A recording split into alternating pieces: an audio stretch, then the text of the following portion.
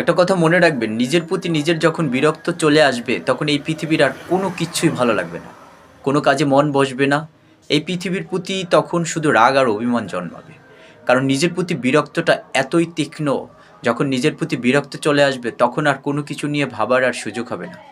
জানেন, একটা টাইমে চোখের পানির মূল্য ছিল, আবার একটা টাইমে চোখের পানির মূল্য নেই। আপনি যখন আপনার স্বয়ংসম্পূর্ণ হবে না তখন চোখের পানির সবার কাছে মূল্য হবে। যখন আপনার সর্বোচ্চ হারিয়ে ফেলবেন তখন আপনার চোখের পানি মানুষের কাছে হাস্যকর মনে হবে, মানুষের কাছে অভিনয় মনে হবে, মানুষের কাছে নাটক মনে হবে।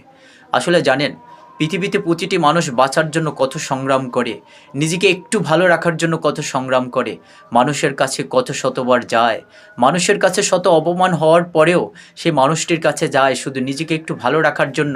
ওই মানুষটির মায়ায় পড়ে ওই মানুষটিকে না ছাড়ার জন্য মানুষটির কাছে বারবার যায় শত অপমানের পরেও।